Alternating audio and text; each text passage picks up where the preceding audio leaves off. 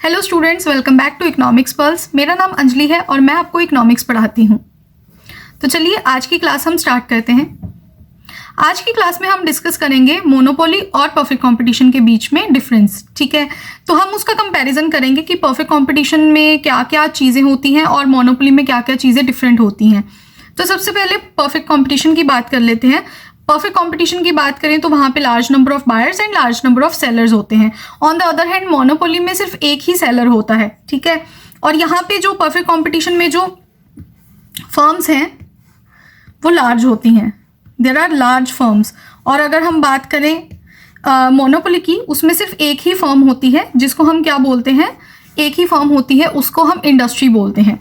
ठीक है, और यहाँ पे जो नेचर ऑफ प्रोडक्ट होता है वो होमोजीनियस होता है परफेक्ट कंपटीशन में। ठीक है, और मोनोपोली में क्या होता है, यूनिक जो है वो प्रोडक्ट होता है। उनका प्रोडक्ट जो है वो कहीं और कोई और कॉम्पिटिटर आके जो है वो नहीं सेल कर सकता, क्योंकि उनके पास जो है उस चीज़ का पेटेंट होता है या कॉपीराइट होता है। तो कोई और जो सेलर है उसको नहीं सेल कर सकता या कोई और जो है उसको नहीं प्रोड्यूस करता, इसीलिए यहाँ पे जो है प्रोडक्ट जो है वो यूनिक होता है। अब अगर प्राइस इलास्टिसिटी की बात करें तो यहाँ पे इन्फिनिटी प्राइस इलास्टिसिटी होती है। जितना प्राइस हमारा इलास्टिक होगा उतनी ही हमारा जो प्राइस का कंट्रोल है वो नहीं हो पाएगा या कम होगा। उतना ही हमारी जितनी इलास्टिसिटी हमारी ज़्यादा है उतना ही हमारी जो प्राइस है वो कम किया रखा जाएगा। ठीक है, अगर हमारी इलास्टिसिटी ऑफ डिमांड या प्राइस इलास्टिसिटी ज़्यादा है तो मतलब कि हमारी जो प्राइस है वो कम होगी। ठीक है, और अगर हम दूसरी साइड मोनोपोली की बात करें, मोनोपोली में अगर हम देखें तो हमारी प्राइस इलास्टिसिटी बहुत कम है। क्योंकि प्राइस इलास्टिसिटी कम है तो इसलिए यहाँ पे मैक्सिमम प्राइस कंट्रोल होता है। ठीक है, तो यहाँ पे जो प्राइसेस हैं वो हायर होते हैं क्योंकि इलास्टिसिटी ऑफ डिमांड और इलास्टिसिटी ऑफ प्राइस दोनों ही कम होते हैं। इसी वजह से इसके यहाँ पे जो है प्राइसेस बहुत ज़्यादा होते हैं और यहाँ पे जो मोनोपोली है, मोनोपोलिस्ट है, उसके पास मैक्सिमम प्राइस कंट्रोल होता है। और जो हमारी परफेक्ट कंपटीशन है उसमें कोई भी प्राइस कंट्रोल नहीं होता। ठीक है, क्योंकि यहाँ पे जो है हमारे सेलर्स और बायर्स जो है वहाँ पे सप्लाई और डिमांड को कंट्रोल नहीं कर सकते। अब प्राइस कंट्रोल के बाद हम अगर बात करें तो यहाँ पे ईज ऑफ एंट्री, तो यहाँ पे अगर हम परफेक्ट कंपटीशन की बात करें तो यहाँ पे free entry and free exit होती है फर्म की। ऑन द अदर हैंड अगर हम मोनोपोली की बात करें तो यहाँ पे स्ट्रॉन्ग बैरियर्स टू एंट्री होते हैं। ठीक है, क्योंकि ईजिली कोई भी फर्म जो है एंटर नहीं कर सकती, तो यहाँ पे बहुत ज़्यादा स्ट्रॉन्ग बैरियर्स टू एंट्री होते हैं। डिमांड कर्व्स की बात करें तो हमने पिछली क्लास में भी हमने ये चीज़ डिस्कस करी थी कि यहाँ पे जो हमारा डिमांड कर्व है, बेसिकली यहाँ पे जो हमारा डिमांड कर्व है परफेक्ट कंपटीशन में वो हॉरिजॉन्टल लाइन में बनता है, वो स्ट्रेट लाइन में बनता है। तो यहाँ पे AR is equal to MR होता है। और अगर हम मोनोपोली की बात करें यहाँ पे ये डाउनवर्ड स्लोपिंग होते हैं, एक पॉइंट से ये ज्वाइन होके दोनों AR जो है वो ज़्यादा होता है और MR जो है वो कम होता है। एवरेज रेवेन्यू मार्जिनल रेवेन्यू से ज़्यादा होता है। तो इससे हम ये भी बोल सकते हैं कि यहाँ पे जो है प्राइस जो है वो ज़्यादा होता है हमारा marginal revenue and marginal cost से, as well as average cost. ठीक है, तो यहाँ पे जो एवरेज कॉस्ट, मार्जिनल रेवेन्यू, इनसे सबसे जो है प्राइस हमारा ज़्यादा होता है, जिसको हम ARB बोलते हैं। प्राइस को यहाँ पे हम AR से डिनोट करते हैं। इसके बाद हम अगर परफेक्ट कंपटीशन की बात करें तो इम्प्लीकेशंस रिगार्डिंग डिसीजंस, यहाँ पे परफेक्ट कंपटीशन में इम्प्लीकेशंस regarding decisions। तो इम्प्लीकेशन की बात, इम्प्लीकेशन रिगार्डिंग डिसीजंस, यहाँ पे जो परफेक्ट कंपटीशन होता है उसमें जो फर्म है वो सिर्फ क्वांटिटी के रिस्पेक्ट में जो है वो डिसीजन ले सकती है। Firm, put it in black, yes, so the firm takes the decision regarding the quantities to be produced। तो जो भी क्वांटिटी उन्होंने प्रोड्यूस करनी है उसके रिगार्डिंग जो है फर्म डिसीजन लेती है। ऑन द अदर हैंड अगर हम इसकी बात करें मोनोपोली की, यहाँ पे जो है फर्म ईदर प्राइस और क्वांटिटी दोनों में से किसी एक का डिसीजन ले सकती है, क्योंकि अगर वो प्राइस का डिसीजन लेती है तो क्वांटिटी का डिसीजन ऑटोमेटिकली जो है वो उनके हाफ में आ जाएगा, ठीक है, उनके बिहाफ में हो जाएगा, तो मतलब वो ऑटोमेटिकली जो है वो डिटरमाइन हो जाएगा। यहाँ पे जो है अगर हम परफेक्ट कंपटीशन में एक और चीज़ की बात करें तो परफेक्ट कंपटीशन में जो है सेलिंग कॉस्ट नहीं होती, there is no selling cost. तो परफेक्ट कंपटीशन में कोई भी सेलिंग कॉस्ट नहीं होती, ठीक है, यहाँ पे जो है। और यहाँ पे जो डिसीजन प्राइस का डिसीजन होता है, price is determined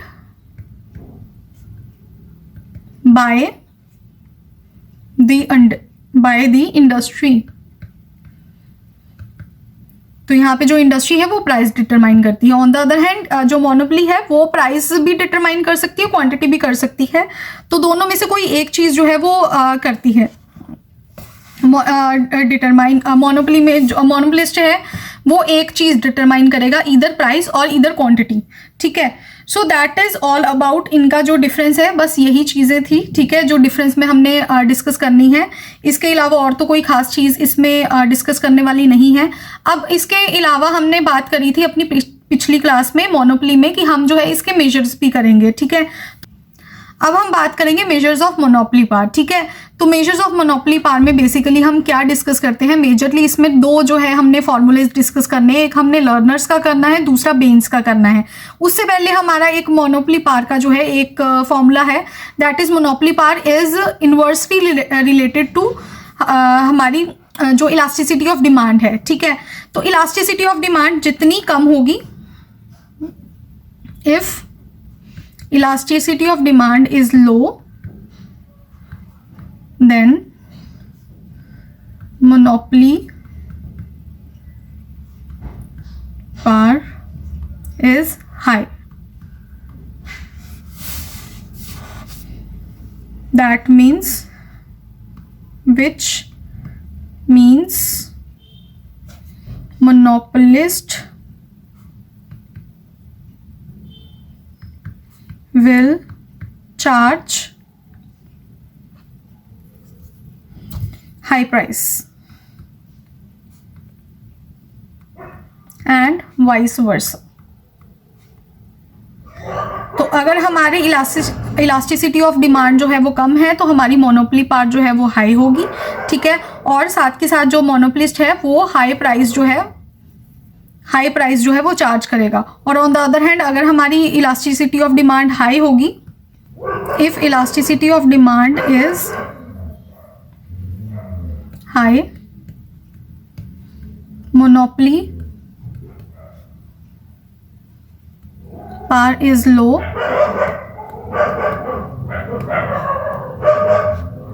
then monopolist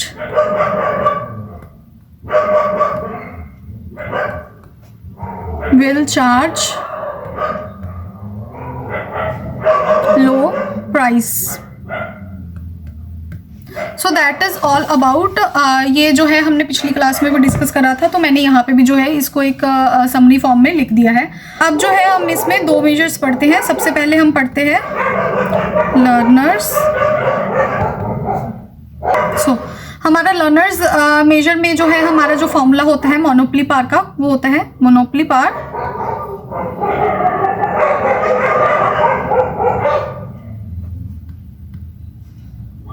is equal to P minus MC divided by P। तो यहाँ पे P की जगह हम ये भी लिख सकते हैं AR।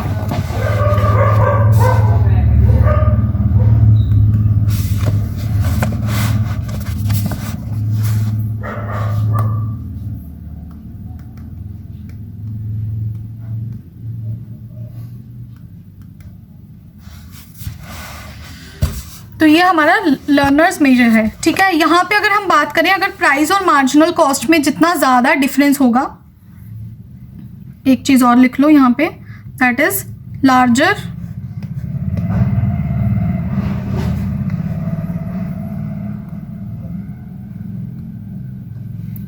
larger the difference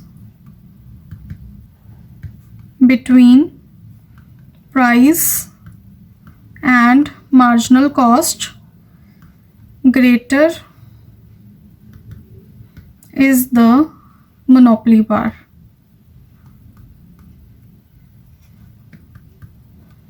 इसको एक छोटा सा एग्जांपल अगर हम लें, और जो हमारी मोनोपोली पावर है वो इलास्टिसिटी से डिफर करती है, ठीक है। तो अगर हम मान लो कि यहाँ पे मार्जिनल कॉस्ट हमारी है, मार्जिनल कॉस्ट हमने 2 ले ली, ठीक है, प्राइस हमने ले लिया 4, तो हमारी मोनोपोली पावर कितनी आएगी?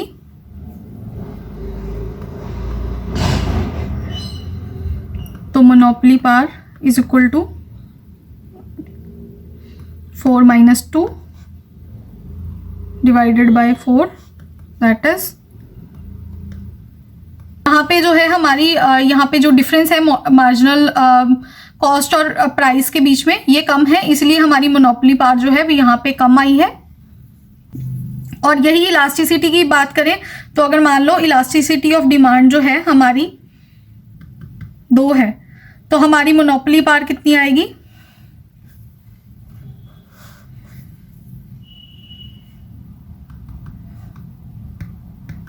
One over elasticity of demand होता है, तो ये हो जाएगा 1/2, दैट इज 0.5। सो नेक्स्ट हम बात करते हैं बेन्स मेजर की, ठीक है। बेन्स मेजर में अगर हम बात करें तो यहाँ पे जो मोनोपोली पावर का जो फॉर्मूला है that is P minus LAC। LAC is long run average cost divided by P। तो यहाँ पे P से हम रिप्लेस करके एवरेज रेवेन्यू भी यहाँ पे लिख सकते हैं, क्योंकि यहाँ पे प्राइस और एवरेज रेवेन्यू को हम सेम मान रहे हैं, ठीक है। तो average revenue minus long run average cost divided by average revenue, ठीक है। सो अगर हम देखें यहाँ पे जो difference between price and average cost जो है वो रिप्रेजेंट करता है super normal profits. Reason being क्योंकि मोनोपोली में जो है हमारे सुपर नॉर्मल प्रॉफिट्स एग्जिस्ट करते हैं, अनलाइक हमारे परफेक्ट कंपटीशन। परफेक्ट कंपटीशन की बात करें तो वहाँ पे जो है हमारे जो है नॉर्मल प्रॉफिट्स ही एग्जिस्ट करते हैं, वहाँ पे हमारे सुपर नॉर्मल प्रॉफिट्स नहीं एग्जिस्ट करते।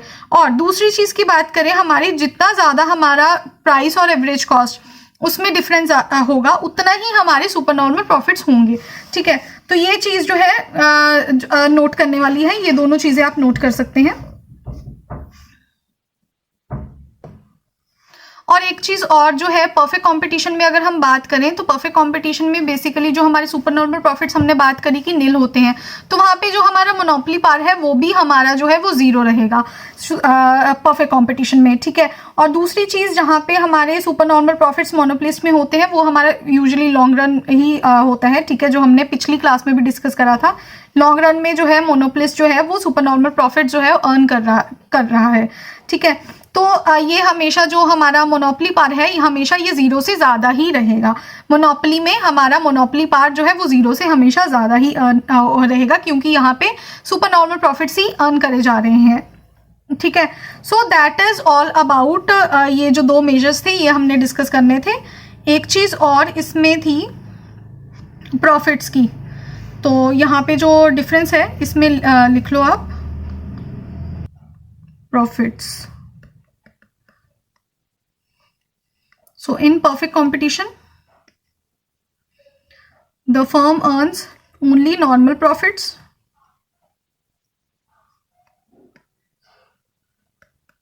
and in monopoly normal profits.